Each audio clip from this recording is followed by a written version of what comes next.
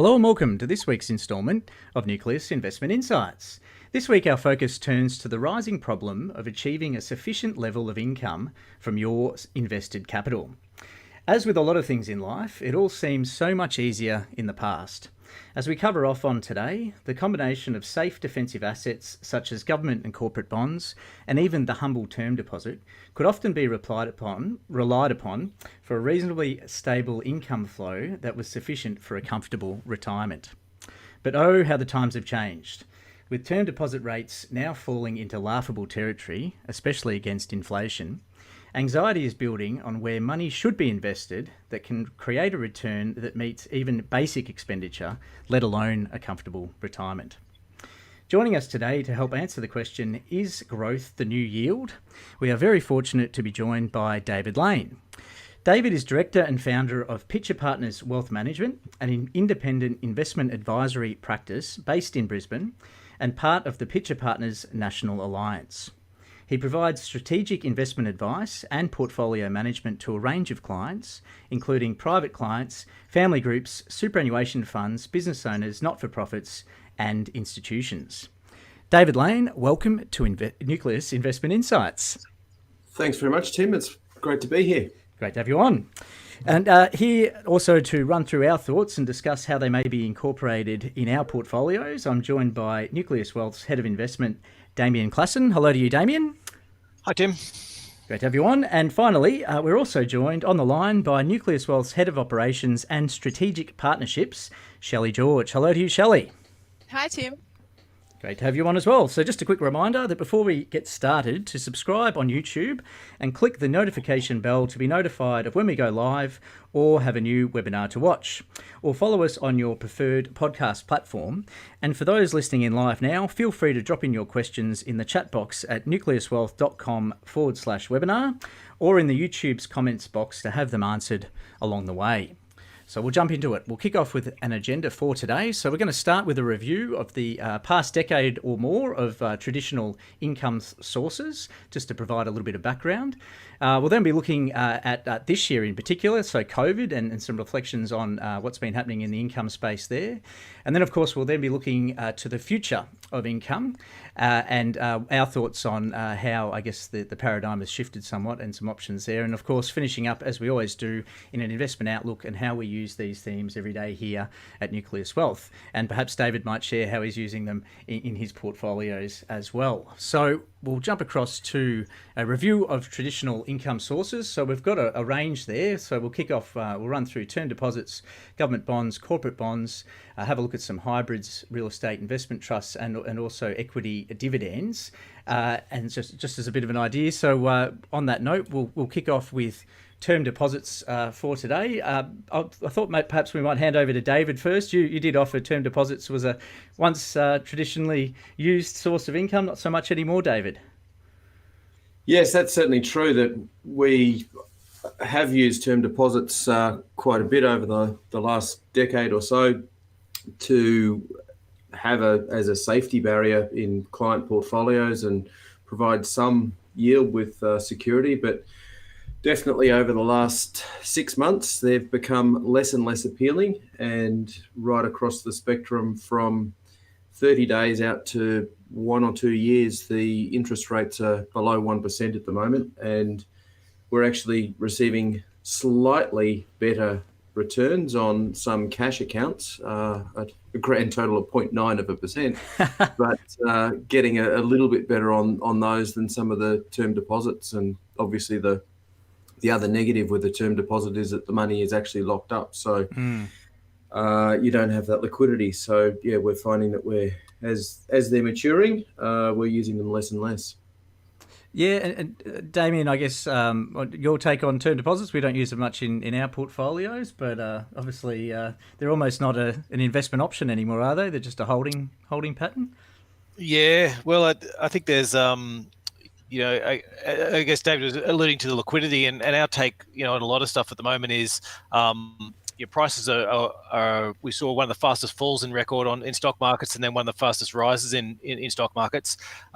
if you'd locked your money up into a even just a 6-month bond, you had neither the chance to participate on either of those if you had views on it. So, and we're expecting that's probably going to be the case for the next few years. So, if you, for the sake of like an extra 0.2 or 0.3%, you might be able to eke out of a term deposit by going longer.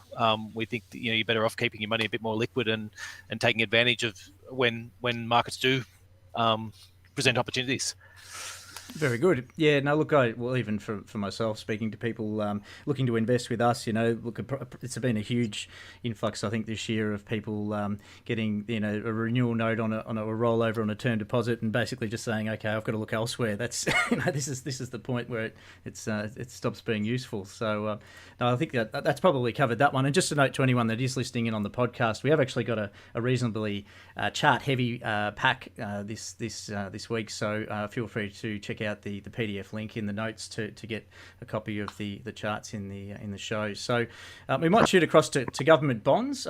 Maybe I'll hand back to Damien first, as we're quite government bond heavy in our portfolios at Nucleus Wealth, and just some reflections there.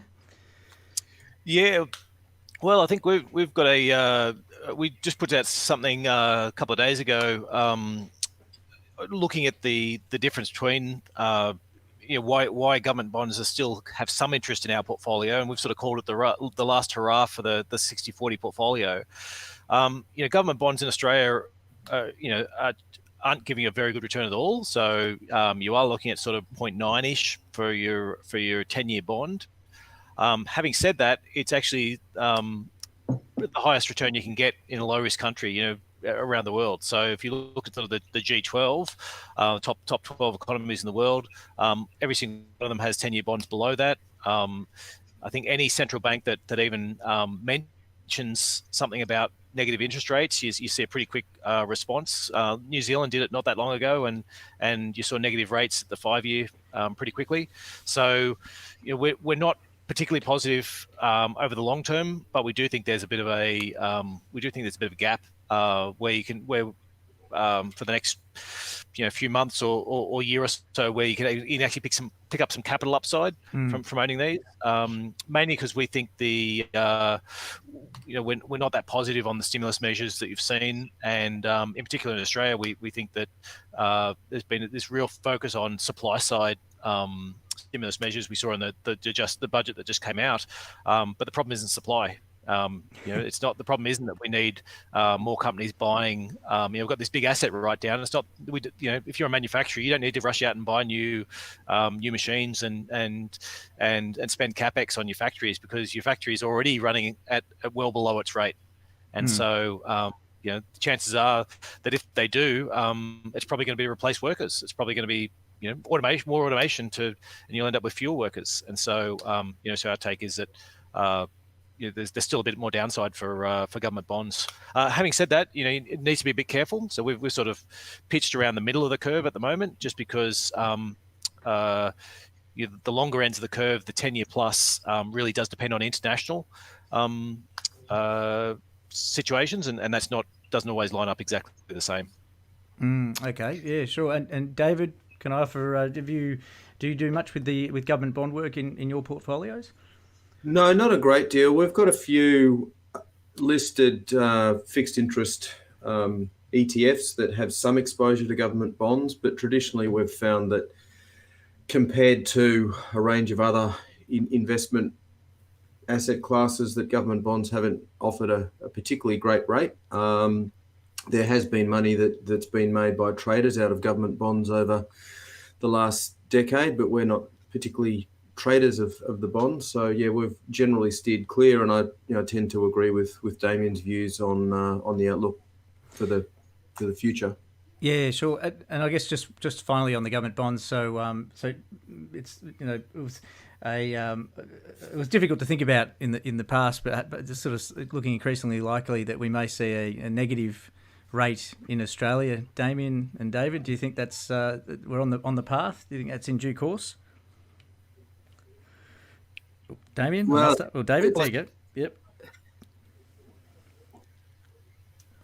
Sorry, Damien. It's one of the things that the Reserve Bank is at pains to try and avoid. There has been some discussion that they may cut rates to 0.1% at the next meeting in November. And I think they will do everything that they can to keep the rates in the positive territory, but we have seen that in other countries that they have gone negative. So it's certainly not impossible. Yeah, I'd say, I agree. But look, the RBA, we think of as being quite a traditional central bank, and all the way down, they've had to be dragged, sort of kicking and screaming, into the next stage.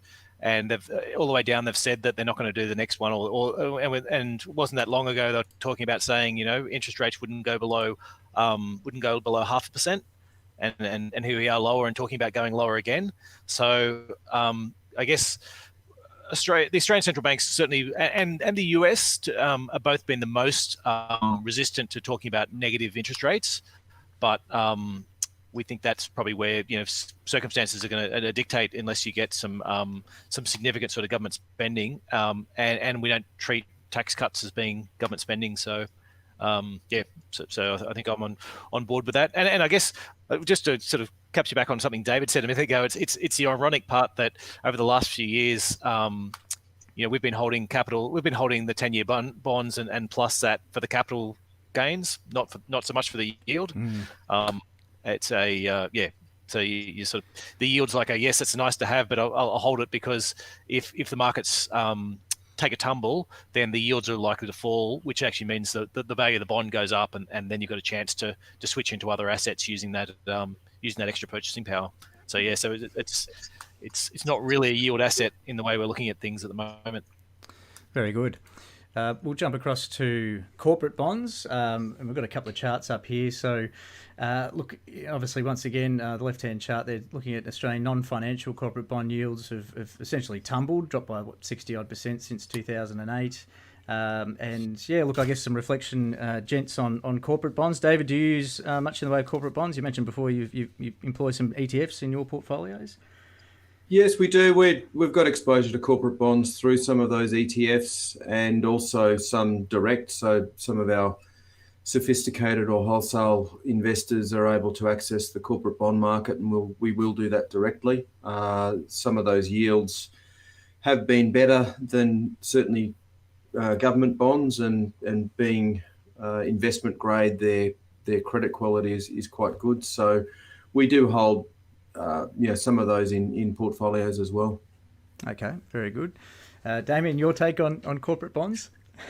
Yeah, the issue we have with the corporate bonds as an asset allocation perspective is just in terms of watching what happens in terms of the prices as well. So you can, for anyone sort of listening in, we're showing up some charts of some corporate bond yields, and the issue with it is you saw back in March, as the stock markets were tumbling, the yields jumped on these bonds, and that was because the prices were falling. And so, you're getting a very similar exposure to equities, I guess, is what is the one caution we'd say is not. So we think there's a place for corporate bonds in portfolios, but we just want to highlight that.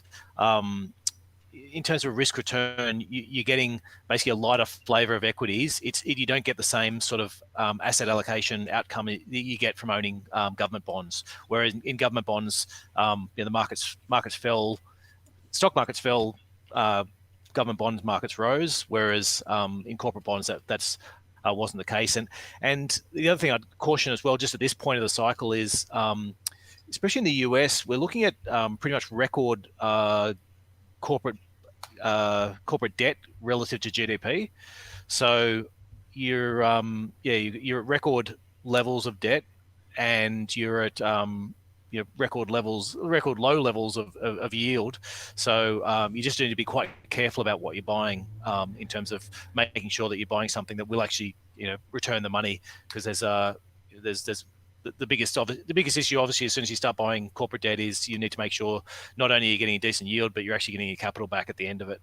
And so, that sort of falls into the considerations you need to make. Yep. And I guess that question of liquidity, where the federal sort of side of things isn't so much of an issue because they can print the money, whereas the corporate side carries that sort of lock-up risk as well, Damien. Yeah, well, absolutely. And for a week or so there in March, it was all locked up. It was just not trading. But then the Fed stepped in and started buying. Well, actually, they didn't even step in. They said they were going to step in and start buying stuff, and that was enough to get markets sort of trading again.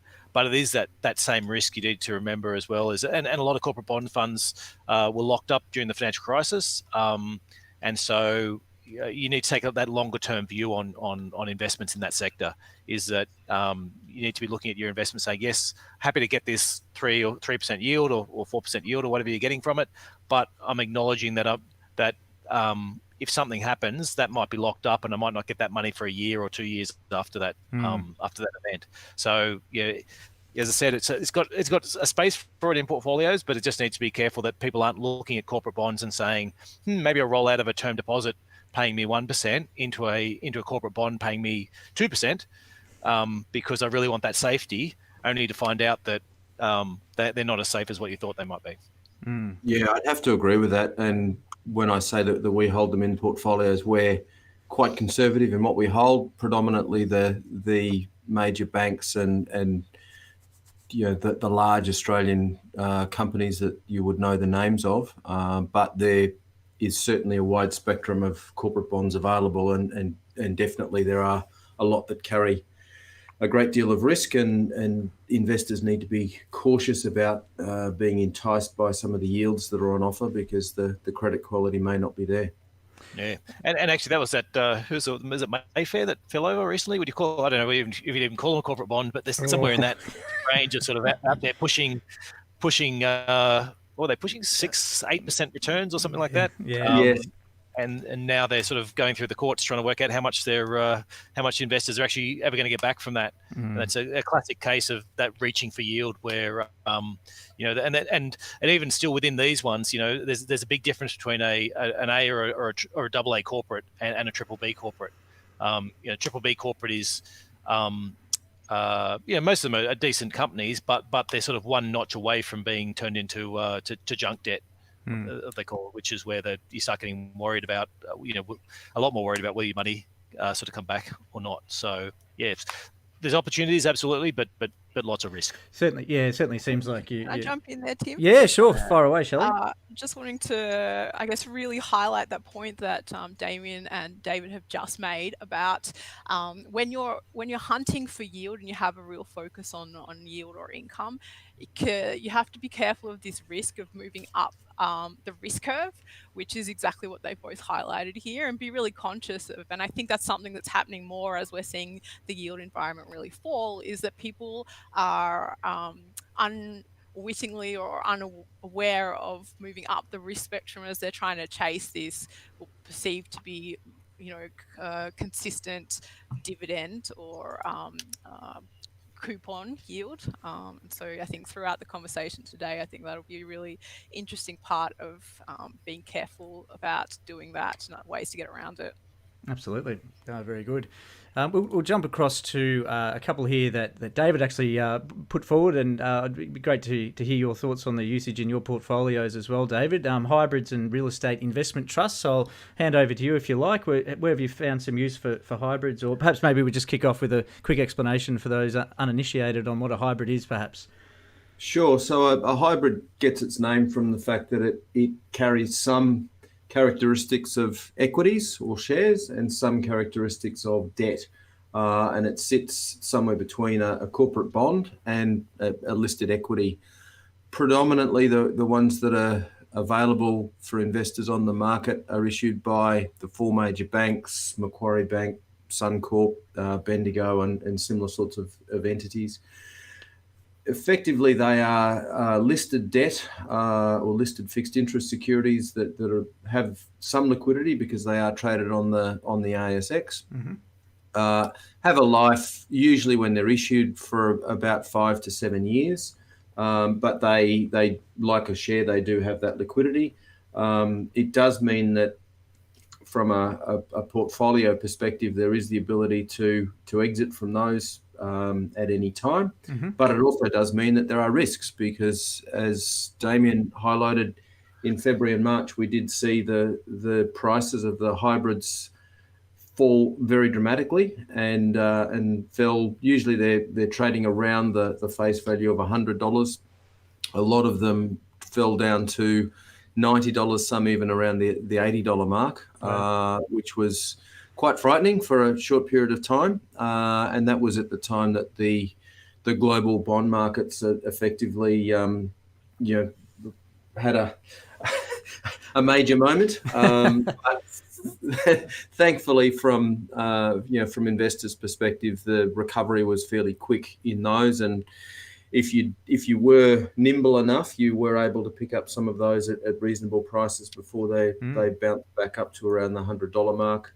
But predominantly the reason that we like those and have used them in client portfolios for a number of years is that they provide a combination of a good income, which is a floating rate income, and because they have characteristics of equity, they'll also carry some franking credits attached. So particularly for those clients that are in pension phase and can use the refund of the franking credits, it means that the yields, what we call grossed up yields, which includes the franking credits, even in the current environment, are sitting around 3 to 3.5%. So certainly a better yield than cash or term deposits. But as I say, they do carry some of those risks. Very good. Yep. Okay. Damien, what's interesting with floating rates, and I guess this is this issue about you're looking between floating rates versus fixed rates, is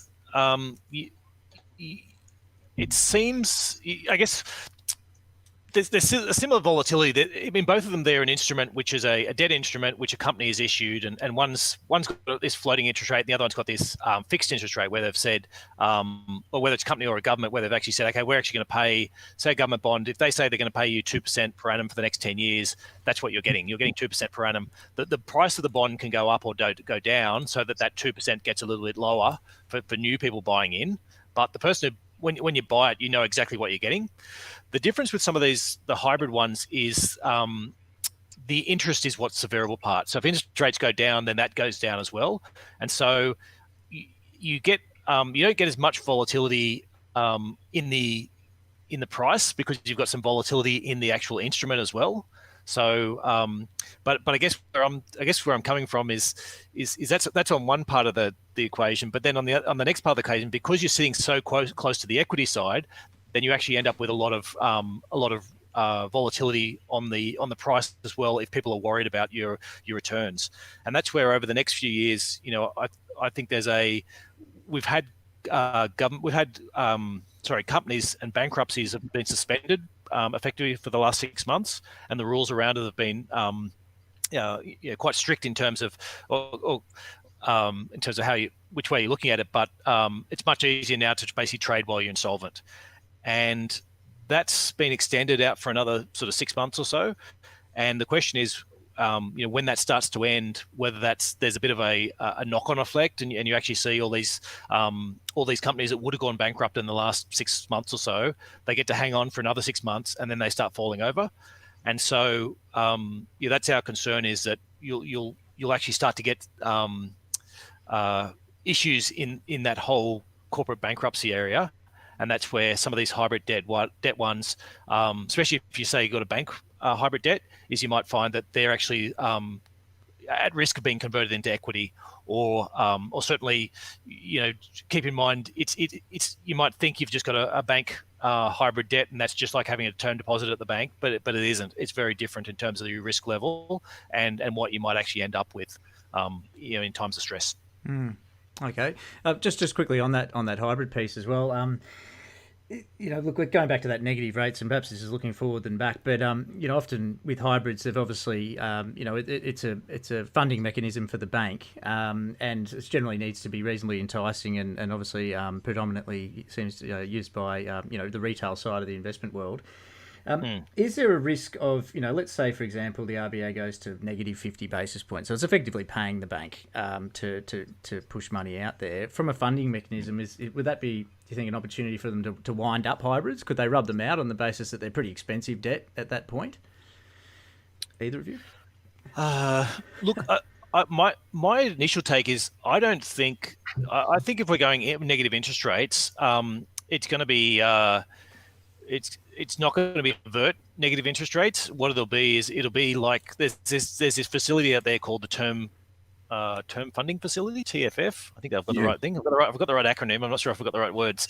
And what the RBA's done there is it's giving very cheap debt to banks to get out and lend on a 3-year basis. So it's almost basically, in my mind, that's superseded whatever's happening to the official interest rate. Mm-hmm. If the official interest rate, they knock another 15 basis points off it, well, that's not going to, those loans on the standard variable ones are sort of still around the sort of 3%, sort of high threes, whereas the 3-year lending is coming in at sort of closer to 2% because the RBA's actually lending to banks on this basis, and banks can also lend that in the corporate market.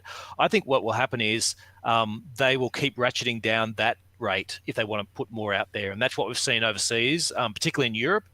That rate is now the European Central Bank is giving banks 1% in order to go out and lend to people for their home loans, but they haven't sort of changed that floating rate. So if you went and got a variable mortgage, you're paying a lot more than if you go get a 3-year mortgage. And so my take is that I think the official rates aren't likely to move that much negative. You're more likely to see the same effectively is going to happen, but it's going to be done through a different mechanism that will actually get it out there. And given that a lot of these hybrids and things often trade off margins to other rates, you probably won't find that you'll have the negative yield problem in the hybrids.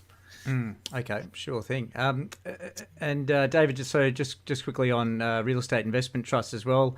Renowned for a solid source of predictable income, but particularly retail, I think at the moment might be under a bit of pressure. Thoughts? Yeah, that's certainly true. That historically, real estate investment trusts have been very good from an income perspective. They've been quite consistent, as you say, because if tenants keep paying their rent, well, then the real estate investment trusts keep paying their distributions. But as we've found in the last 6 months, particularly those exposed to retail and having the tenancy arrangements in place where tenants are able to pay reduced rent or not pay their rent for a period of time, that has had an impact on both the distributions on real estate investment trusts. And as a result of that, we've also seen the prices of a lot of them fall in the market. So whereas you could previously get a fairly consistent, healthy yield out of the old property trusts or the real estate investment trusts, that's not necessarily the case now. But we have also seen a bit of a shakeout of that sector where effectively everything fell, irrespective of what their exposures were. And there are a number of trusts that are still getting rents from their tenants and are still paying decent distributions. And we've also seen that the price of those fall fairly substantially. In many cases, they fell 30 to 40%, from February. So, there are some that are reasonable value still, certainly not providing the income that they once provided, but there are some decent exposures there. Yep. And I guess the other thing to bear in mind when you are looking at real estate investment trusts or property in general is that the valuations of the underlying assets are generally done in relation to the yield, or it's called the cap rate. So as the yields have come down, we've seen a number of the real estate investment trusts when they reported that they've actually written down some of the valuations or reduced the valuations, and potentially over the next couple of years that could be a further downward pressure that we see in that sector. Absolutely. Can I jump in quickly? Yeah, go, So sorry, I have some tradies doing some work out the back of my house. I'm not sure if you can hear that noise. Apologies. But David, So in the GFC, this sector had a lot of problems because of the amount of debt that they'd use to, I guess, help them increase their yields and that sort of thing. And it took a long time for the market to basically forgive and forget for that. Is debt still an issue for them? I mean, have they forgotten the lessons of the GFC and has the debt crept back up, or is it actually this time around it's not as problematic?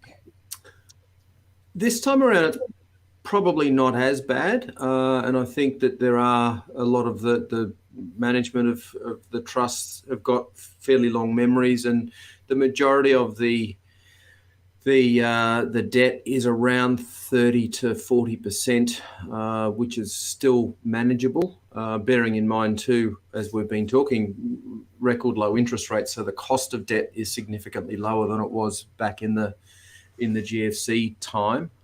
So by and large, I think the debt isn't as big of an issue, but it is definitely something that you need to be cautious of and look at the individual security itself to determine whether or not that's the case. And yeah, it's certainly something that we look at when we're doing our analysis on the trusts as well. Excellent. All right, great question. Actually, on coming back on that as well, I guess it's interesting to me, this whole sector, in that, as you said, David, there used to be this real source of stable income, and you've got this issue now about will things keep being cut, and particularly insofar as, you know, what used to be quality assets was this idea of you've got something in the central business district, and it's a big building and it's got lots of floors and lots of different tenants, and so yeah, people can fall over and things like that, but you're a prime quality building. Whereas I guess it's this whole issue of structural change in terms of what you're seeing, just work habits, and discussions of, maybe offices need to be converted into residential, but at the same time, residential properties, sort of, especially residential apartments, are certainly having a tough time with it as well. I guess in terms of the safety side, like where are you looking? Which types of assets are you looking for when you're? So it's not sort of retail, not office. Yeah. Is that right?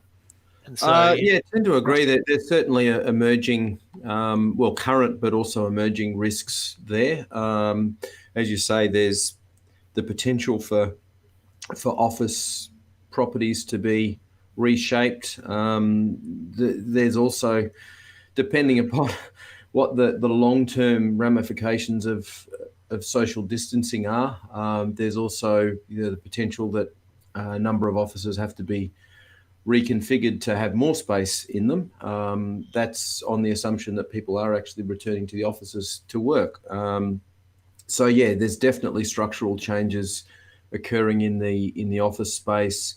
Retail, is even prior to COVID, has been a bit of a question mark, because the rise of online retail has meant that people aren't necessarily going to traditional shopping centres as much as they are, and we've actually seen many changes in the Westfield shopping centres, that they're effectively changing into more entertainment type complexes rather than retail.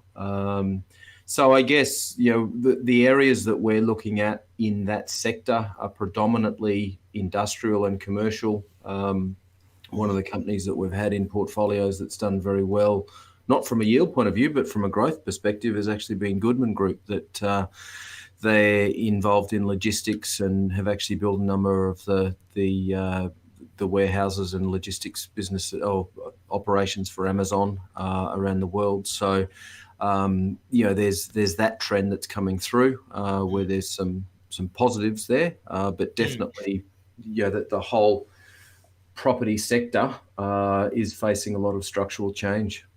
Yeah, and traditionally, I guess, if you look back over the last sort of 20, 30 years, if you got good retail properties, they tended to appreciate in value. And that because you had a shopping centre where people wanted to come to, and then similarly with office buildings was, okay, I've got an office that takes up a block in the middle of the CBD, and so therefore it's sort of got this natural sort of build to it. Whereas industrial property while the yields have been quite steady, you haven't really seen the same type of capital growth, because the net effect is, if somebody says to Amazon, "Hey, I'm putting up my, I'm doubling your rent on your office," they're like, "Okay, well, there's a cow paddock, 300 meters away. I'll go and build another one down there," and it's basically a big shed on a slab. So yeah, so it's I guess for the message, I'm trying to put out is for people who've got this a view that, hey, the property sector's been pretty nice to them over big chunks of the last 20, 30 years, and then pretty bad over short segments, is that if there is structural change for the retail and the office, then you don't expect to see the same, and you are going to take safety in the industrial side for the yield basis, which we've certainly got some sympathy for, but don't expect the same type of capital upside in that sector as what you might have expected in some of the other sectors. Yep, fair enough. Just in the interest of time, we might just sort of push on. Just as finishing off our review, we haven't even started on the fun bit, looking forward. So we might just do we've been looking forward. There has been a bit of look forward as well. Yep. Yeah. So anyway, we'll see how it goes. All right. So equity dividends, obviously pretty commonplace and a mainstay of most Australians' sort of income share portfolios. All the usual members in high dividend paying stocks. Might just quickly kick off, Damien, with a bit of reflection against I guess Australia being known as a very high dividend or payout ratio part of the world versus, say, the US, and just some reflection on what the difference is and maybe what the outcomes are.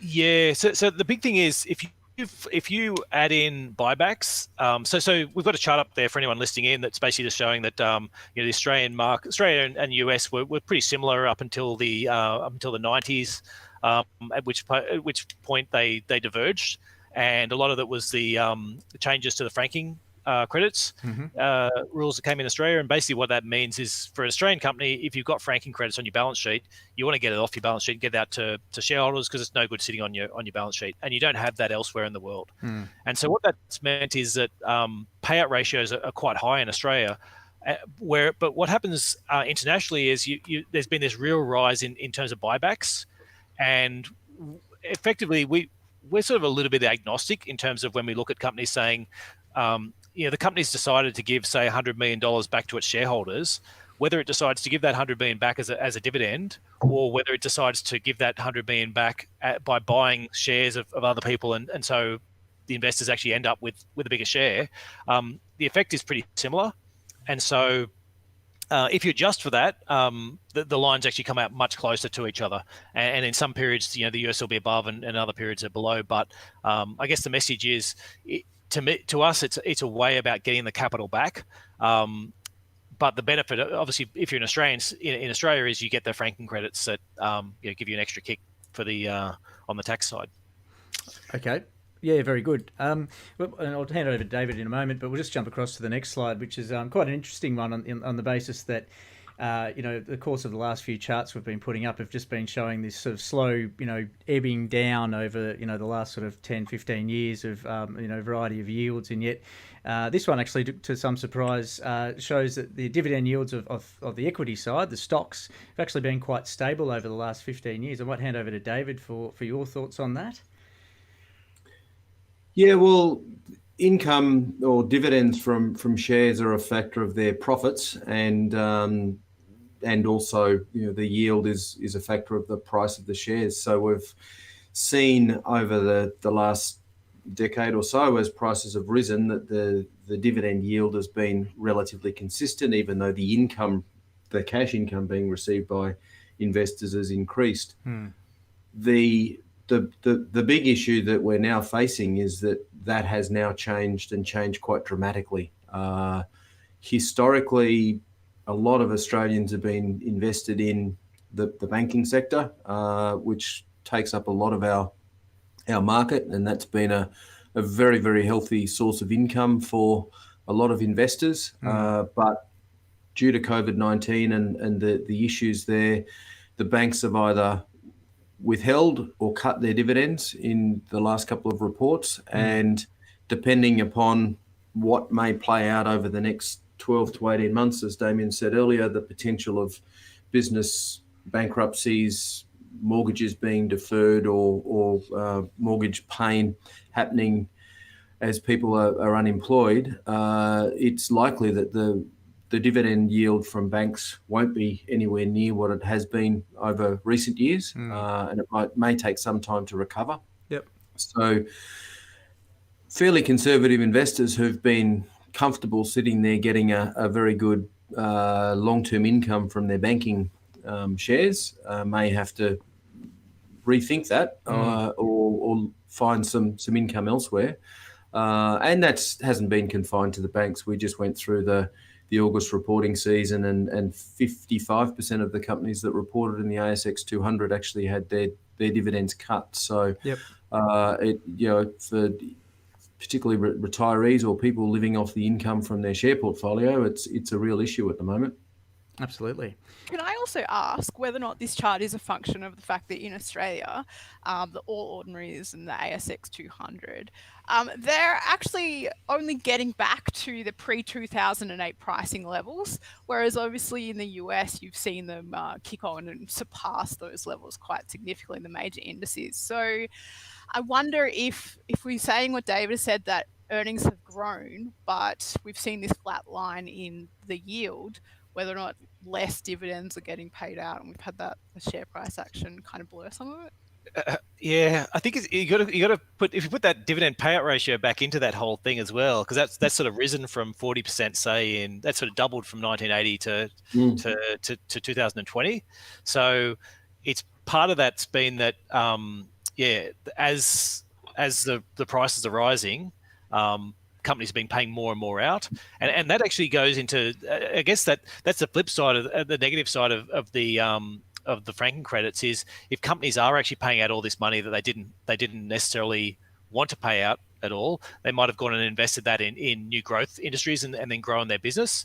But by paying out bigger dividends, it's sort of giving that money back to shareholders, and so they haven't had the ability to grow their share prices as fast because they're paying out their capital rather than reinvesting it. But having, I guess there's ups and downs to that. I'm not saying that's necessarily a bad thing, because the argument anyway is, well, if I go give it to the shareholder, and that shareholder doesn't need it, they're going to pick it up and go and invest it in another company anyway, and so maybe that company's the next growth company. So there are arguments for and against it, but I guess what I'd say is that that level of dividend yield, I think, is mixed to that that the payout ratio is sending a confusing signal in there. I also think that maybe around about 5 years ago, maybe a bit less, there was, as we had, bond yields falling, all of a sudden people were more focused on wanting yield investments from their stocks. And it was around this sort of time that we saw Rio and BHP trying to sell themselves as being yield plays. Like, it was basically a fad within the market at that time that everyone was trying to convert to being a yield play. And when it becomes that pervasive, then you have companies thinking more about the PR optics as opposed to, which is the best use of the money for the investors. Yeah, well, I'd say when you need to justify your resources purchase because it's got a high yield, it's time to be out of that sector. It's we've got a chart up there of just showing the BHP's dividends over time. And look, it's great to get dividends from BHP when they don't need the money, but I certainly wouldn't be trying to live and tell somebody in their retirement to live off the dividends they're getting from BHP, because it's going to be champagne and caviar one month and cat food sandwiches and back to baked beans the next. They're highly capital intensive businesses. They've got fixed costs, and they've got this revenue that can all of a sudden shoot up and then fall down again. And they just make, it just rains sometimes, and then they're in drought for other periods. So, I'd be very careful about what you're calling a yield stock. And that's Telstra is another classic example of that as well. Is we've got that chart up on that there as well. And for years that was treated as it's a great dividend stock. I'm buying it for the yield, and then it's been pretty reliable, I guess, the yield in Telstra as well, because the dividend goes down and the price goes down, and the yield stays sort of about the same, and then the dividend goes down and the price goes down, and the yield sort of stays about the same. And it's that classic yield trap, is that they call people who are attracted to the yield. but if the yield keep falling, then it's not watching the capital. Yeah, exactly. Yeah, so basically the yield can stay flat, but the price can be falling in line with the dividend. So you get that flat yield effect, but you're losing capital and getting a smaller dividend, which is what Telstra was having at Telstra, because they've had such a structural change in terms of not having the revenues from the copper lines anymore, and phasing out of the NBN payments. So I put these charts up because I guess I was reflecting on the podcast you guys did. I think it was in early July, on where to find income, and I thought, like, part of our discussion today is what is when you're looking for yield stocks, not everything that has a high yield is a yield stock. For example, BHP, when you're talking about how volatile their dividend is, that's not necessarily something you want to be thinking about as a stock that's going to bring you a sustainable, comfortable, steady income stream. And also the if you look at a 3 or a 5 year average for BHP, it looks quite good, doesn't it? But the averages can hide some pretty serious volatility.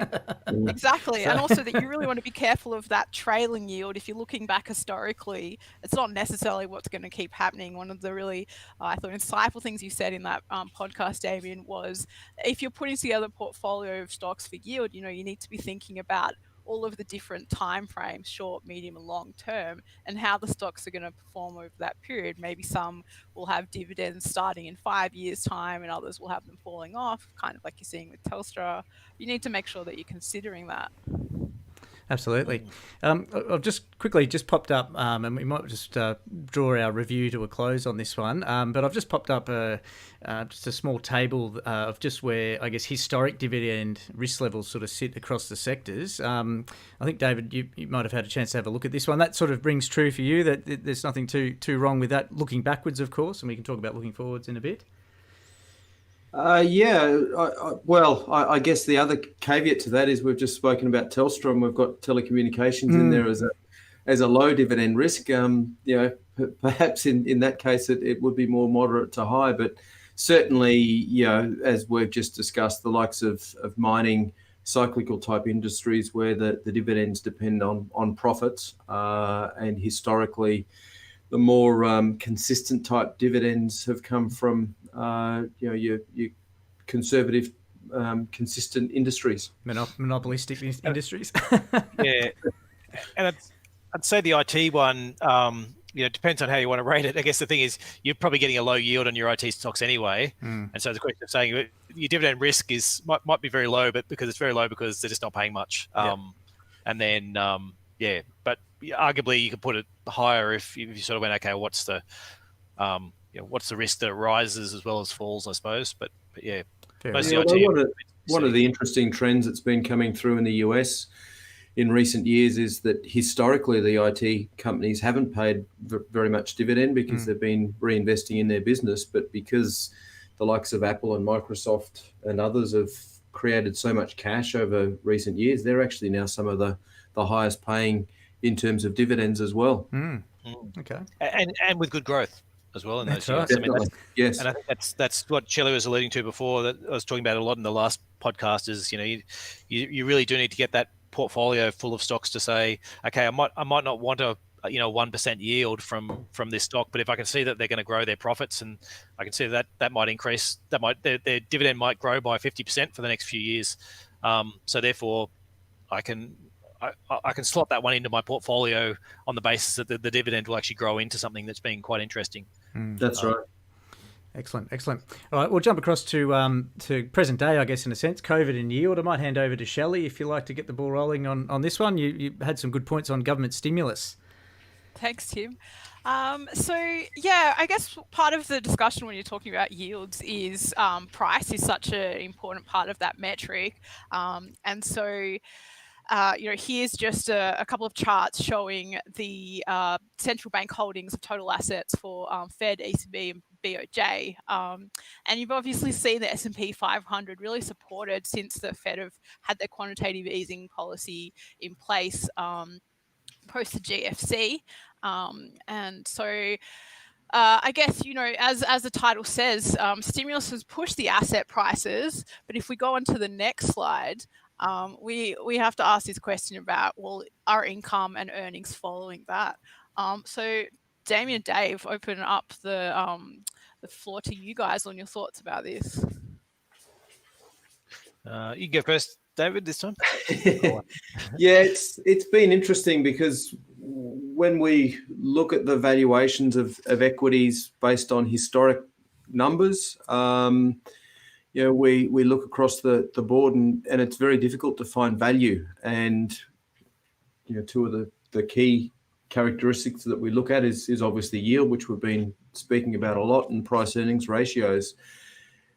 And at the moment, they're still relatively high, both in the US and in Australia. But there is an emerging, or it has been growing for quite some time, view that with interest rates at such low levels and with all of the government stimulus that's around, perhaps we are in an environment where high price earnings ratios are here to stay, and that potentially, we will see prices continue to rise, because when everybody looks at their overall balance sheet and are wanting to get some sort of return, as we've been discussing for most of this, you can't get it in government bonds.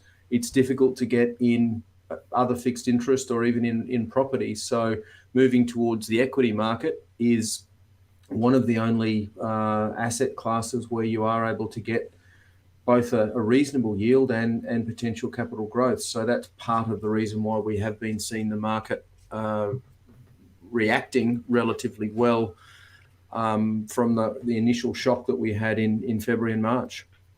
Before you jump in there, David, I want to say what's really interesting about how you explain that being this movement, or this transition from less risky assets into equities, which are obviously, you need to make adjustments, but typically seen as the more risky asset class. And so that movement up the risk curve as people search for yield. Definitely, and that's certainly something that everyone needs to be aware of. And yes, share prices can go up, but they can also go down. And as we saw earlier in the year, they can go down quickly. And that's where I think we are in an environment where being a little bit more nimble, not necessarily trading on a daily basis, but having that ability to take some profits when they're there, have some liquidity to take advantage of opportunities when they may fall off, without predicting too much. As we head towards the US election, there's the potential that there's some downside there. So investors who've got some cash available may be able to take advantage of some of those opportunities that come up. Just a quick one, actually. You touched on before, David, and I'll put it forward to Damien as well. So you mentioned the typical, one of the common used measures, the price earnings ratio is quite elevated at the moment. Things are looking expensive in a historic sense, but I guess the bit I'd like to sort of pull apart is do you feel like there's some sort of a relationship? And I've got the chart. I've just gone back a slide for those listening in to global money supply. So as there's obviously been these enormous amounts of stimulus globally, M2 or whatever you want to call it, do you think that there's some relationship then to that then pushing up, what is now an average price earnings multiple, and then therefore lifting the new normal? Oh, definitely. I think that's the case, and it really has been the case since the GFC, when the first round of quantitative easing occurred and rose asset prices. We recently thought that we were towards the end of that, but now with COVID, we're well and truly back into it, and it's the first time that Australia has entered into quantitative easing as well. And you've also got the chart there of the Bank of Japan, where not only the Bank of Japan have cut rates and been buying bonds, but they've actually been going into the equity market and buying exchange traded funds to prop up the prices of shares there. So absolutely, I think that's a big part of it. And Damien? Yeah, look, certainly making a difference. It's this part about, I guess for me, is trying to work out what the end effect is though of this. So I think from our perspective, we were very front loaded in terms of the reaction to this crisis. So what we saw is that central banks came in very quickly and governments came in very quickly with lots of money. And so the issue going forward from here, though, is saying that's good, but we hadn't really seen the negative side. So we hadn't seen the job losses and people unemployment and everything sort of take over because governments were sending all these checks to people. We had job keepers and job seekers, and the US was sending direct checks directly to people.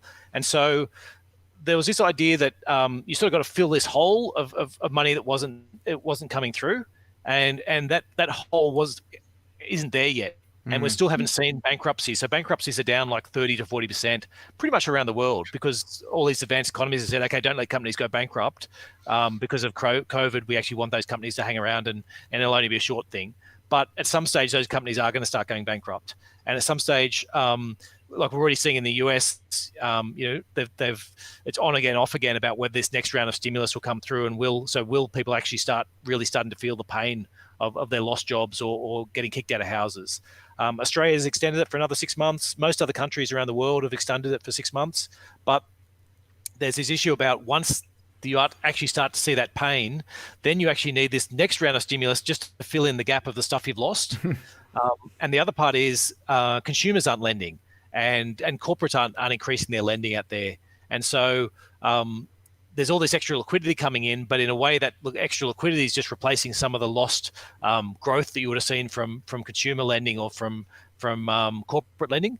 So I guess a long-winded answer, but it's yes in the short term, but it doesn't necessarily mean it's yes in the longer term. Unless these programs keep going and keep ramping up, you are going to start to see this drop off, and so the central banks are going to need to do more just to keep things where they are at the moment.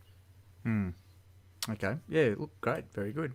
Anything else? I have a question before we move on. Yeah, go, Shelley. So I think since quantitative easing started, globally, anyone in finance and economics has been asking this question: where has inflation gone? And I wonder if that chart of the S&P 500 is telling us where inflation's gone. It's certainly telling us where the money is going. Yeah, I mean, it's interesting that the thing with inflation is, and which is harping back on why I think there's been some serious mistakes made in what the Australia's doing in the budget, is that inflation sort of comes when you've got too much money chasing too few assets. And the issue we've sort of seen over the last 10, 15 years in developed economies, as China's sort of entered the world market, and as offshoring of everything from the call centers to IT teams and things like that has really become, is that the supply seems pretty much unlimited. So we've got all this extra money, but it doesn't actually go into inflation in the supply curve. And because we're doing a lot more automation, a lot more factories than what we used to have, it's the same. We had Jeff Green, was it? Sorry, who came on? Jeff Booth, sorry, who came on to talk about the effect of technology on inflation and how technology is really driving inflation down as well. So the net effect is all this money comes in, but the supply curve still stays flat, and so we don't see the inflation pushed up, and so then the money ends up somewhere, and the money ends up in assets. And I guess what I'm arguing is that nothing's changed, and if you're a government who's pushing, say, big tax cuts through to businesses to go out and spend more money to increase their productivity, well, that is going to help, because that's just going to keep inflation low anyway, because it means there's going to be, they're going to be adding more capacity to a system that already has too much capacity. It's the demand side that we're lacking, and so until they actually start seeing, the helicopter drops really landing on individuals, I'm not expecting inflation to go anywhere. Okay, yeah, sure. I think that makes a lot of sense, actually. All right, look, fantastic. We'll jump across now. Just in interest of, just had a look at the clock there, and I know that I'm sure David's got some things to do this afternoon, so we better keep going before we've got a 2-hour podcast on our hands. Obviously we'll cover off on our on what we've just covered then, but with that forward view, and I take in obviously understand that we have covered off a little bit already on them, so hopefully we can zip through these fairly quickly. I might just for those listening in as well, feel free to drop in any questions either in the YouTube chat or in our Nucleus Wealth one as well if anything comes up. But we'll just quickly look at I guess with that forward lens, Damien, with the government bonds for yield. Just a quick run through of the pennies in front of the steamroller issue, and I guess just a recap, I guess, of looking forward with those as an investment option for people. Yep. Sorry. Actually, let me just bring up Sorry, I was just looking to see if there's any questions. I've lost the. So we're talking about looking to the future of income. So that's right. The future of yield, looking at government bonds. So the downside risks with the limited upside and speed of adjustment is key. Okay. Yeah. So that was the piece I just wrote. So if bond yields, so if you bought a government bond and tomorrow government bond yields went back to 6%, say, you'd lose 35% overnight on your money, which sounds like pretty big risk to be taking for a 0.9% yield. The issue is for us is we think the odds of that happening are infinitesimal. If for example bond yields did move back to 6% over 10 years, so let's say it just took this gradual 10-year period, and you just had a bond ladder where you just had bonds expiring and you just kept adding them on, you'd actually make a profit over that time frame. You'd make about 0.5% maybe, and so if you're looking at government bonds and worried about the returns on it, you do need to take into account that it, as a trading strategy, people that are out there doing longs and shorts and have geared exposures to it or things like that, they're running some risk. If you're just buying government bonds as part of a government bond portfolio, your risk is way lower. Mm-hmm. And a 10-year bond itself is actually a trading strategy. Like, you can't go out and buy a 10-year bond and still have a 10-year bond in 10 years' time. If you buy a 10-year bond today, well, in a year's time, you've got a 9-year bond. So what you actually have to do is, if you want to keep a 10-year bond, you've got to go, I'll buy a 10-year bond today, and then in 6 months' time, I sell it, and I buy a 10.25-year bond, and then it gets to 9.75, and then I sell it. And every 6 months, you just keep rolling over that trading strategy. And that's actually what creates a lot more of the risk and the potential for capital return or loss. Mm-hmm. To us, we look at it as government bonds as an option in terms of going, well, okay, I've locked in, say, 0.9% on a 10-year bond at the moment, but if equities do take a tumble, government bond yields rise, okay, now I've got a chance now to sell that and go buy some equities at a cheaper price with it. But so it's really an issue about you do get a lot of certainty. If you hold to maturity, you know exactly what you're getting from a 10-year bond. Yep. Yes. And obviously, and anything other than that means more oversight and management to make sure you're on the right side of the ledger.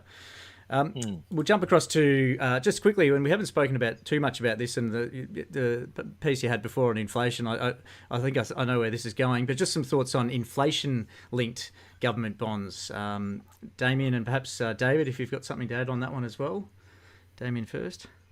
Yeah, sure. I love inflation-linked bonds as a concept. So basically, an inflation-linked bond is a bond where you buy it and your capital value goes up every year at the rate of inflation. So let's say I bought an inflation-linked bond today for $100 and it's paying me a 1% yield. Next year, if inflation is 2%, that bond is now worth $102 when the government has to give me the money back, but they also have to pay me 1% of the 102. So my coupon is going up at the rate of inflation. And so when you can buy inflation-linked bonds at the right price, they're a fantastic asset. Hedge you against inflation, steady return, all this type of thing like that. The question is when you get the right price. And with the last few years, we've been out of the inflation-linked bonds largely because we thought the inflation was overpriced in it. People were expecting to move back to 3% inflation, and we thought inflation was going to be a lot lower. So we still think the amount of inflation priced into inflation-linked bonds is too high. But at the right time of the cycle, we will absolutely be buying as many of these as we can because for people in retirement, if you can pick them up at the right price, they're a great steady asset, and you don't have to worry about inflation because they're going up at your coupons are going up at the rate of inflation. Terrific. Yep. And David, thoughts, usage in your portfolios, do you think, inflation-linked bonds, have they got a place? Similar to Damien in that I think that they will have a place at some point in time if we are getting some inflation happening. There are some corporate bonds that are linked to infrastructure type assets that are inflation linked as well. They may well be appealing at the right time, but as Damien said, I don't think now is the right time. Without any inflation happening at the moment. Okay, sure. Actually, just a question in on the chat there, Tim, about bond ETFs. So given they've used the question is, what do you think about bond ETFs like the Vanguard Australian Government Bond Index? Maybe that's a good one for David to take, and then I'll. Yeah, sure. Do you want me to reread the question? Oh, we like some of the bond ETFs, whether they're the Vanguard Australian government bond or they've even got a couple of corporate bond ETFs. Part of the reason that we like them is for the consistent yield, but it also is a way of packaging up that trading that Damien was talking about earlier. So an ETF will have an exposure to a range of, I was just actually looking at one earlier today, that has about 300 different exposures. So within that portfolio, they are consistently doing that rolling of those bonds. So you are getting some yield, but you also are potentially picking up some of that capital growth through it. So we tend to use those as part of that fixed interest allocation. And again, the yields aren't wonderful, but certainly reasonable. And there's the ability to pick up some of that capital growth without having to be a bond trader yourself. Excellent. Yeah, great answer. We'll jump across to corporate bond yields. Quickly, perhaps maybe kick off with David. You've got a bit more experience in terms of using them day to day with what you do. Thoughts of going forward? We've got a couple of things there, I guess, and this is going back perhaps a little bit to the insolvency issue, how long they're going to be suspended for. Will you be reaching to corporate bonds soon, or is this sort of, you're going to put it on pause and just sort of see if the dust settles, David? Oh, I think there's certainly a place for corporate bonds. And once again, as we were talking about earlier, that the key with corporate bonds is really to look at that risk. And we have a specialist fixed interest analyst, and a lot of investment houses around the world do. And what they spend a significant amount of their time doing is actually looking at the credit risk. So doing boring things like reading the trust deeds and reading the terms of the bonds to make sure that if in a circumstance where the business may be struggling or going under, that the bondholders are protected. And also, ultimately looking at the health of that business. So there are some opportunities there, and we look at them on an individual basis and really look at the underlying business to make sure that they are going to survive across the life of the bond. I mentioned earlier that the likes of the major banks and the larger listed Australian companies that are often issuing corporate bonds. There are others that are linked to fixed assets, for example, data centers and various investments like that, where there is some long-term growth. So it's certainly not an area where you need to spend too much time and have a big exposure to, but there will be some opportunities both now and into the future. It is an interesting part, I think, in what's happened in COVID, I guess, both locally and around the world, where good quality companies haven't just sort of sat at home and watched Netflix. Like this has been a testing time that potentially good quality companies will come out better for more resilient, probably tighter margins. And so I guess that probably leans in a little bit into, the quality of their bonds and as you say, the potential going forward as well. So that's terrific. We'll jump across just into the stocks. Sorry, go on, David. Before you get to the corporate bonds, yeah, sure. I think there's, I think what David's hit on there in terms of looking into these into what the terms are and the conditions is the important part of this. And can be easily lost. I know there's a few. There's a couple of corporate bond ETFs out there, which when you actually look through what they own, effectively they own 7 different lines of the banks and maybe Telstra. So you're really not getting a diversified portfolio. So if you're going to go into the ETFs, make sure you've had a look what they actually own and make sure it's a diversified portfolio. But for my take, the corporate bonds part, if you got somebody good who knows what they're doing within that, that's where you should be, because they can be very, very different from one bond to another. You look at 2 and go, okay, here's a bond from one bank which has got a certain yield, and here's another bond from another bank with a much higher yield, and just naively go, well, I'll take the bigger one. Whereas the terms and conditions and the issues and the conversion rates and all these other things behind it, you might not realize. And so, so it's it can be a dangerous place to play for novice investors. Great point. Absolutely. So we'll jump into stocks for yield, and you've got this terrific chart. This is actually, I think, one of yours, Damien, sector diversification, or you've found it somewhere. Do you want to just quickly walk through, I guess, the reasons or why it's important to have a look at sector diversification when you're looking at yield? Yeah, so this is this is historical. I guess the first thing I want to say is, so this is it's whatever it was, 10 years of correlations between different sectors in the US, and it's basically looking at which sectors aren't correlated to each other, and making sure that you're not sort of going all in on one theme. So you might think, oh yeah, I'm nice and diversified because I own hybrids from the 4 different banks, and I've got some banking shares, and I've got some property, and I've got and I've got some yield. I've got hybrids and a few things like that. And when you drill it all back down, you're basically saying you're taking one giant bet on the Australian residential housing market. And so it's actually making sure that when you've got your yield, you've actually spread it amongst sectors. And for us, yield at the moment is about trying to get that diversification, so that if you do have a Telstra that cuts its dividends, or you've got a bank that cuts its dividend in half, is that you're not sitting there with half across every other stock in your portfolio. You've got some other stocks that are going to pick up the slack and do well in the environments where the stocks you've got are doing badly. Sure. Yep. Absolutely. And I guess, well, just on that, and as you mentioned there, it is a historical view. Is it crystal ball gazing to say, well, how do we work out whether or not we've got correlations looking to the future? Look, we spend a lot of time on this matter, really putting together portfolios.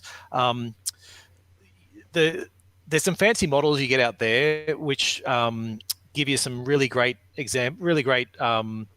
portfolio optimization tools out there that sort of go, okay, if you run your portfolio through these, and it'll tell you need to buy more of this sector and less of that sector, and here's all these issues that, and it'll get down to the 3rd decimal place about how much you should hold in it.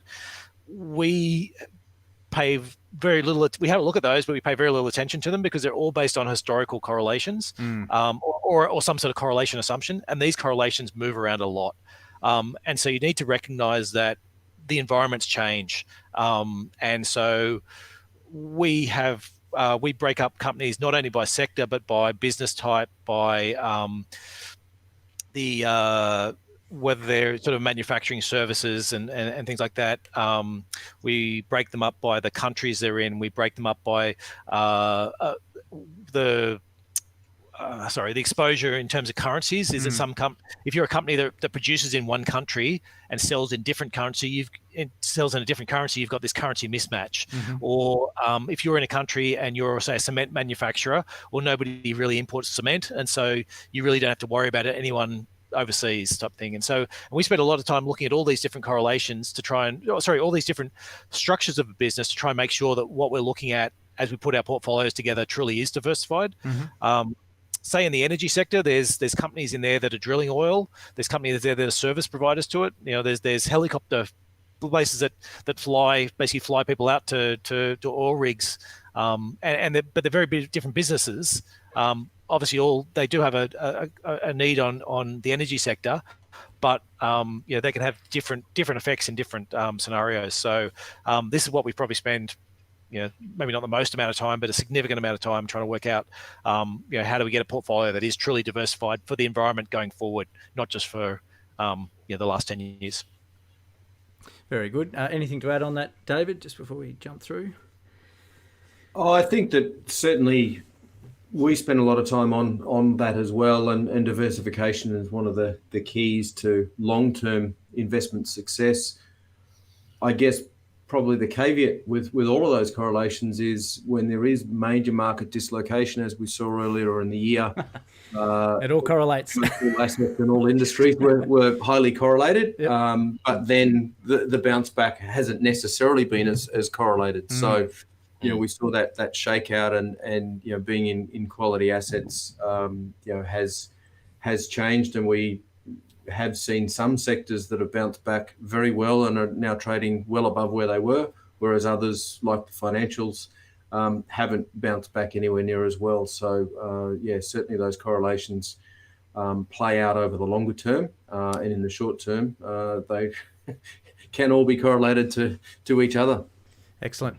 No, I think you're right there. I'll jump over the next slide. I think we've pretty much just largely covered off on that previous one, because I'm actually very keen just to get to the last slide before our investment outlook, which is targeting growth for harvest, which I guess is the name of the podcast, so we might as well finish on it. I was just thinking, it's funny, we've spent the whole episode not talking about the topic of the podcast. There's been excited for this bit. Substantial foundations in this podcast to get to this one slide, so thanks for everyone for hanging in there. Here's the magic. So now the fun begins. So I've got a couple of points up here. More growth assets. Look, I think at the end of the day, you can basically strike a line through term deposits, as we mentioned, government bonds and corporate bonds with care and, with some authority can be used. But, it's just glaringly so that, more equity is going to be needed to be included in portfolios going forward. Would you agree with that, David?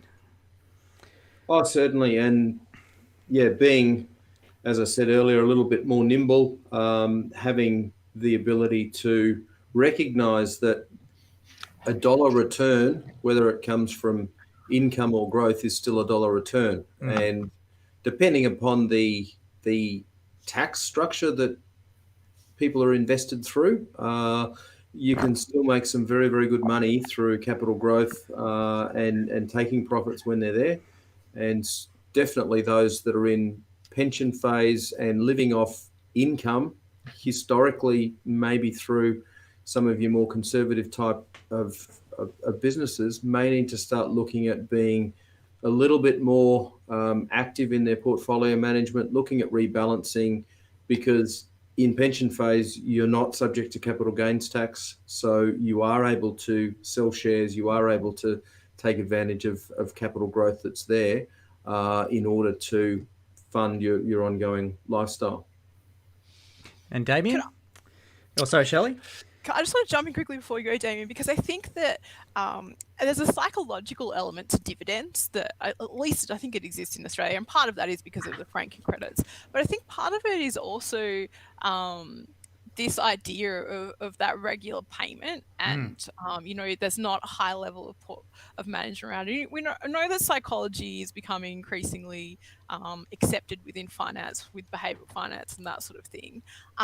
So I guess I was just thinking, we have some clients at Nucleus Wealth who they're in the pension phase and they get a regular income from our portfolios, and it doesn't actually come from like harvesting dividends like someone might do if they're owning a couple of yield stocks. So I was just wondering, Damien, do you want to talk about what people can do to sort of assuage that psychological aspect of wanting to get that regular income, but I guess it leads to point two, also portfolio management and not wanting to maybe do it themselves?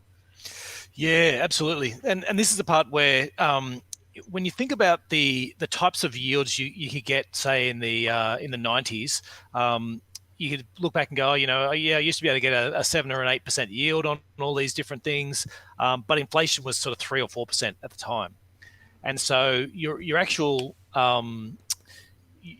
real yield probably wasn't as high as what you thought it was.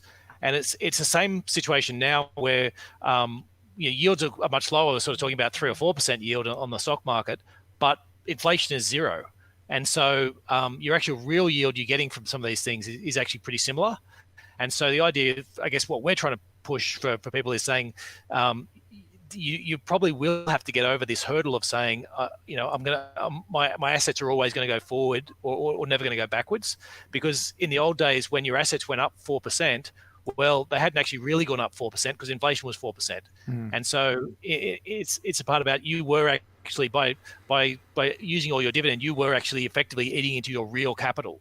And that's what we're saying now is, look, you've just got to take the assumption that you are probably going to have to eat into your capital, and that's, work your assets out on that basis.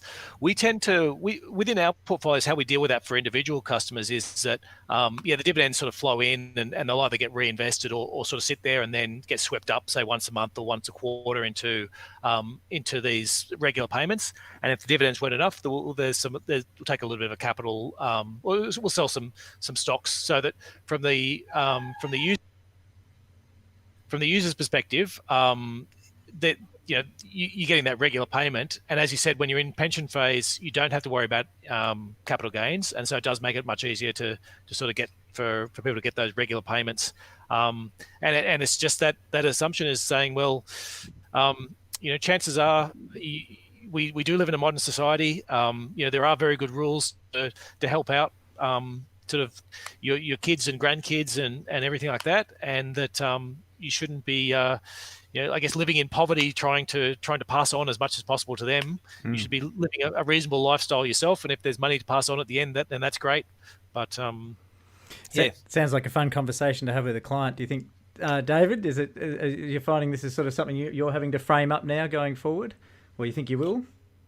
I think certainly we will, and as Shelley said, investor psychology is challenging and is important, because getting a regular dividend check is easy. You don't have to think too much about it. But what we've found over time is that people don't really like selling shares, and particularly don't like selling them if they've gone up. There's this psychology that if it's gone up, well, it's going to continue to go up. But reality tells us, and watching markets for as long as we all have, tells us that no, shares go up and they go down, and that you can make money by selling. You don't necessarily have to sell all of the shares in a company. You can rebalance and take profits. If you've got 3,000 shares, you might sell 1,000 and keep 2,000. Yep. But yeah, that's certainly part of the conversation, and I think will become a bigger part of conversations that we have, for the next few years. We've had just a note, and I'll mention it now, but we had a question come in, or I think it's more of a point, but basically saying Jim Grant spoke recently around Fed policy, which could leave retirees broke, driving returns lower and requirements for capital higher, e.g. $1 million at 5% is $50K per annum with a little bit of Centrelink. That's a moderate or a reasonable retirement, I guess. But obviously, if we can only get 2.5%, we'd need $2 million in capital to get the same amount back. I guess that's always the other answer, isn't it? Just come into it with a lot more money, retirement-wise, David and Damien. That certainly helps.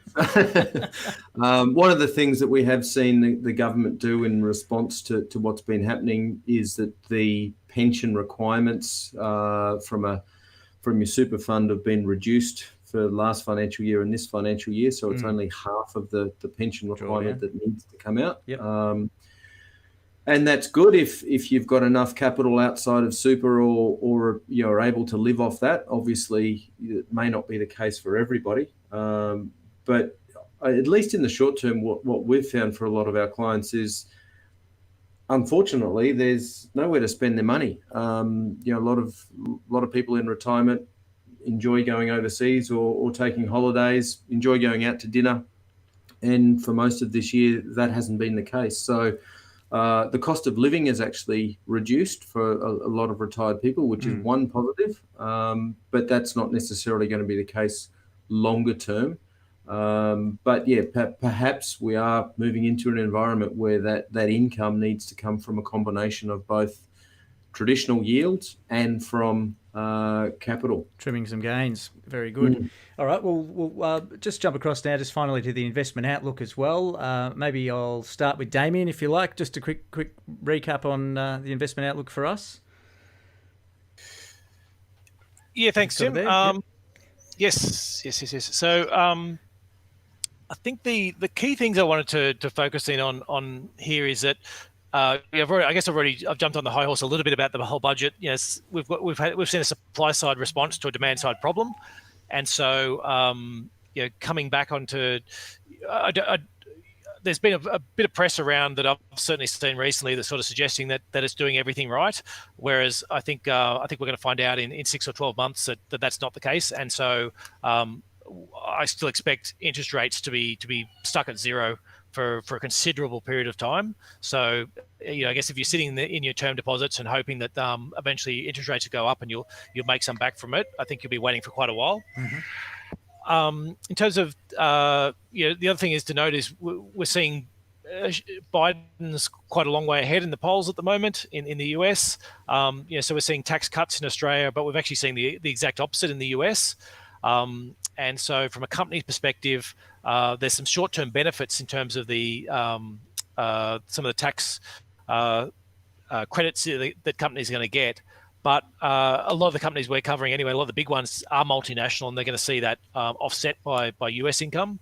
And also the Australian ones tend to be quite short-term in nature. It's basically bringing forward tax you might have otherwise paid you'll pay less tax next year, but you'll have to pay more tax in future years. So in terms of bonds, we're sort of playing around in sort of what you call a belly of the curve. We think that sort of 5-year rate is quite good for us at the moment in terms of we've been picking up as bond yields have fallen, and we're expecting them to keep falling. We've seen New Zealand 5-year bonds go negative once their central bank spoke about going to negative interest rates, and we think that'll happen in Australia. So there's a little bit of pickup there. I mean, you're not going to make a fortune out of these, but at least it's better than the returns you're getting elsewhere, and we think a little bit safer. And the other key thing though is US reporting season, third quarter reporting season starting basically next week, and it's going to be pretty key to working out what's going on. I think companies now for the third quarter, I think, are going to be in what most people would think is a bit of a steady state scenario for the next probably year at least.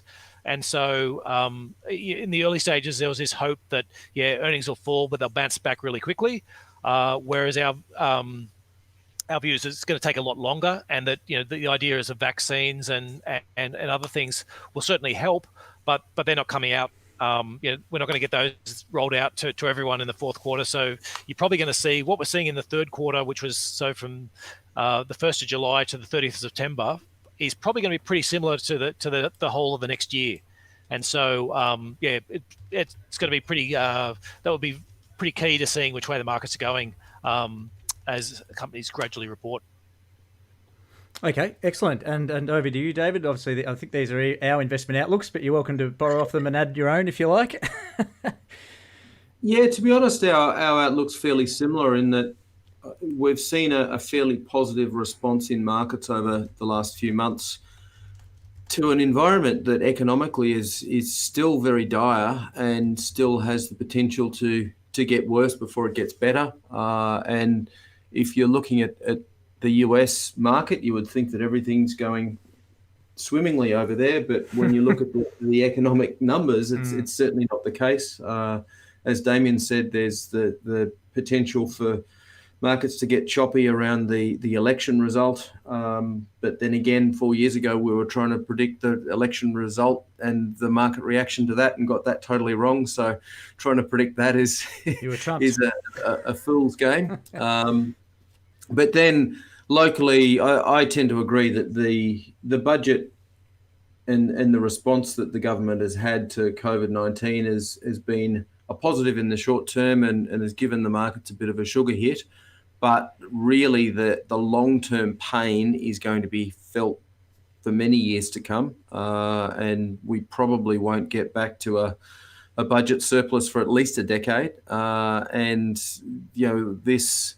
this scenario that we're in, economically speaking, will be around for quite some time. So we are as I said, somewhat cautious about markets where they are at present. There is some areas of value and some ability to make money, but I think it's also important to retain a little bit of liquidity to take advantage of volatility as it appears over the coming 6 months. Fantastic. Absolutely. Just on that, then, I guess we'll actually just finish up on offering to our audience and those listening in ways they can get in touch with you and follow your work, and I guess an ideal client for yourself, David. Thanks, Tim. Probably the best way to get in contact is through our website at pitcher.com.au. The firm specialises in providing advice to the middle market in terms of business and accounting advice. And obviously my specialty is in wealth management. And our clients generally are those that have largely earned their money or built their wealth through their own business. And then at the other end of the spectrum, once they're retired or sold their business, we tend to look after their wealth on their behalf. Fantastic. All right. Well, look, thank you very much for your time today. We have sort of eaten in, I'm sure, a little bit into your afternoon diary, so appreciate you hanging around. And look, we really look forward to getting you back on the show sometime soon, David. Thanks very much. It's been enjoyable. Thank you. Wonderful. And thanks to you, Damien, and thanks, Shelley, as well, for your thoughts and input. Thanks, Tim. Thanks, Tim. Very good. Cheers, guys. Great show. So we'll jump across to our viewer question of the week. So we thought we'd put up, which would you prefer between income or capital gains? And I guess the thought there is something that we've spoken about a little bit there, the potential for taxation and also the capital gains discount that you may get through capital gains. But anyway, feel free to drop in your answers in the YouTube box below. We can get a bit of a feel for what our audience thinks might be a preferable way of getting some income in these low income times. Coming up next week, we have Professor Steve Keane back on the show, live from Thailand, with a focus on a slightly different topic for Nucleus Investment Insights. We're going to be looking at climate change. Steve's recently penned a journal article on the appallingly bad, his words, neoclassical economics of climate change, and the current economic models to the effects of global warming have actually been drastically underestimated. So he joins us on the show to discuss his thoughts on the pitfalls that can emerge when mainstream economists potentially undercook the impacts and the subsequent risks for global demand shocks, including the world stock markets. So tune in next week, Thursday, 12:30 p.m. on the 15th of October for a live chat with him. And of course, head over to nucleuswealth.com/webinar to ask questions along the way. So thanks again to all those that have tuned in today for another great episode, and also to those who asked those questions. I hope you've taken away some great ideas and picked up some great info through today's prezo. If you'd like to see more of our content, head over to nucleuswealth.com/content. To stay up to date on news from us, follow us on social media. We always appreciate guest or topic suggestions, so if you've got one, drop them in the comments of today's YouTube video. And finally, if you know anyone who would get something out of today's show, feel free to pass it on, share with a friend, and help our podcast grow. So thanks very much for tuning in today. Quite a long show, but a fantastic topic, and there'll be plenty more on this one in the future. We'll look forward to catching you at the next one. Cheers.